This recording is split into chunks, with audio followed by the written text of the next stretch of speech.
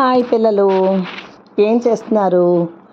మరి ఈరోజు మహాభారతం 11వ భాగాన్ని మనం చెప్పుకుందాం. నిన్న 10వ భాగంలో దుర్యోధనుడు మరి మన కర్ణుడు ఇద్దరు కూడా స్నేహితులయ్యారు.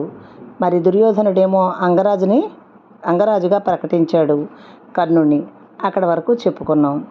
మరి ఈరోజు మిగతా భాగాన్ని చెప్పుకుందాం. అయితే ఒకరోజు మరి ధర్మరాజు, దుర్యోధనుడు ద్రోణుని సన్నిధానానికి వెళ్ళి మరి ద్రోణుడితో ఏమన్నారంటే, ఆచార్య, మేము రాజకుమారులం కదా, మేమంతా మీ వద్ద విలువిద్య నేర్చి కృతార్థులమయ్యాం. మరి శిష్యులు గురుదేవుడికి దక్షిణ సమర్పించుకోవడం సాంప్రదాయం కదా, దయచేసి మేము మీకేం కావాలో తెలపండి అని కోరారు. అప్పుడు ద్రోణాచార్యులు వాళ్ళతో, పాంచాల దేశాన్ని ద్రుపదుడు అనే రాజు పరిపాలిస్తున్నాడు, అతన్ని బంధించి తెచ్చి నా ముందు పెట్టాలి, అదే నేను మీ నుంచి కోరే గురుదక్షిణ అన్నాడు. శిష్యులు ఆ వంత కోరికకు ఆశ్చర్యపోతుండగా ద్రోణుడిలా మళ్ళీ చెప్పాడనమాట. మా తండ్రి పేరు భరద్వాజుడు. ద్రుపదుడు తన బాల్యంలో మా ఆశ్రమానికి వచ్చి నాతో పాటు మా జనకుని వద్ద వేదశాస్త్రాలు అభ్యసించాడు. నన్నెంతో స్నేహభావంతో చూసేవాడు. ఒకనాడు నాతో, ద్రోణ, నేను రాజునయ్యాక నా రాజ్యంలో సగం నీకు ఇచ్చేస్తాను, నేను అర్ధరాజ్యం, నీవు అర్ధరాజ్యం పాలించుకుంటూ జీవితాంతం మిత్రులుగానే ఉండిపోదాం అన్నాడు. నాకు రాజ్యాలు ఎందుకులే, మన మైత్రే 10,000 అన్నాను. తర్వాత విద్యాభ్యాసం పూర్తవడంతో అతడు తన రాజధానికి వెళ్ళిపోయాడు.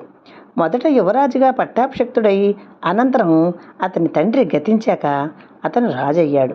నాకు మాత్రం సరస్వతి ప్రసన్నమే కానీ లక్ష్మీ కటాక్షం లేదు. దారిద్ర్య బాధను నివారించుకోవడం ఎలాగా అని చూస్తూ ఉండగా నా బాల్యమిత్రుడైన ద్రుపదుడు నాకు జ్ఞాపకం వచ్చాడు. నేను వెళ్ళి అతన్ని చూశాను. రాజు అయిన ద్రుపదులలో బాల్యమందున్న మైత్రీభావం ఒక్క పిసరలేదు.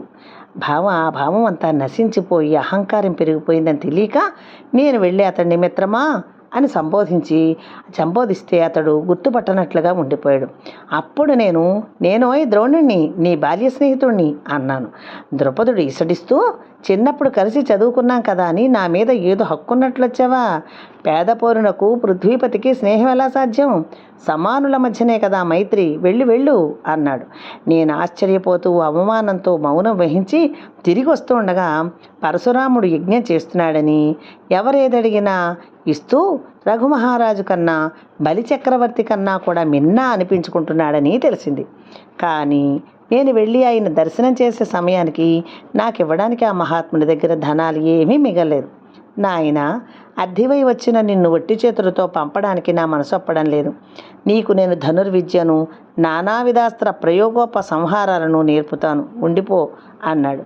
నేను భార్గవరాముని వద్ద ఆ విద్యలన్నింటినీ అభ్యసించి సెలవు తీసుకుని వస్తూ ఆనాడు నూతి చుట్టూ చేరి లోన పడిపోయిన బంతి కోసం చూస్తున్నా మీకు కనబడ్డాను.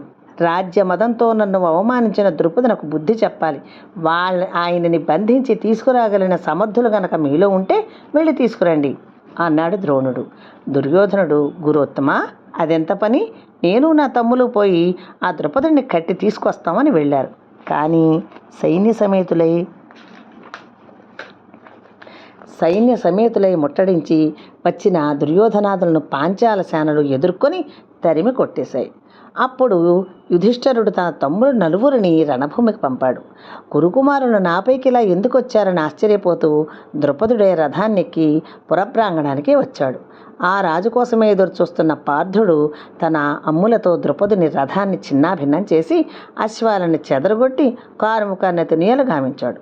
ద్రుపదుడు మరొక ధనువును అందుకునే లోపు ఫల్గుణుడు పరిగెత్తుపోయి పాంచాలాధీశుని పట్టుకుని తెచ్చి తన స్తంభానికి కట్టేశాడు. కవ్వడిని చుట్టముట్టబోయిన పాంచాల వీరులను భీమాదులు ప్రతిఘటించారు.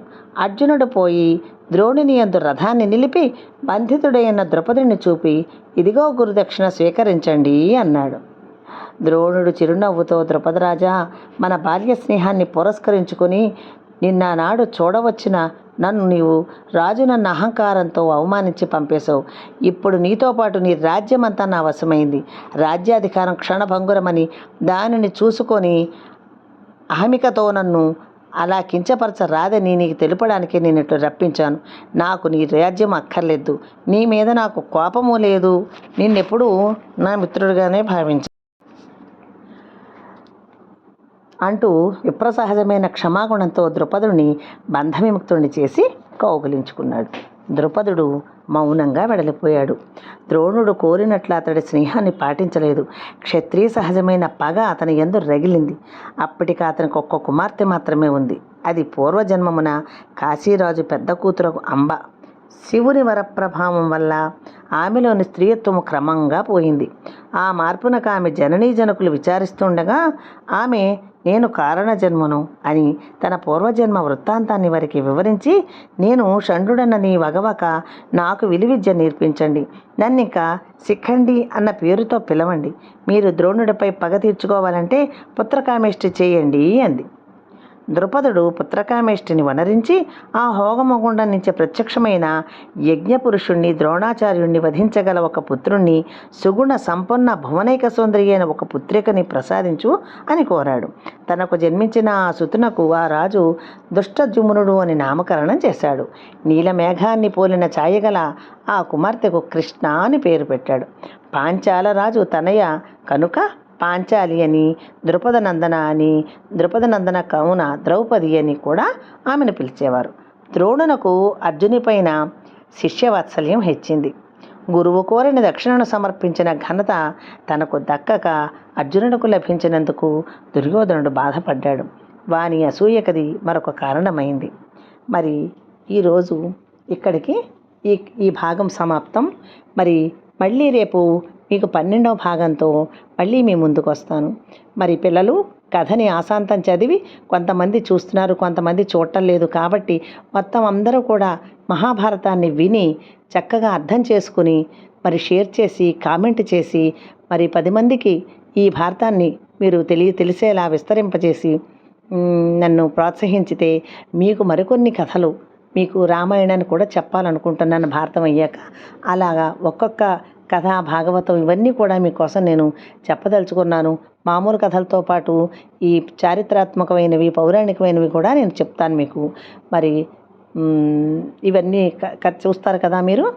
మరి టాటా బై బై పిల్లలు.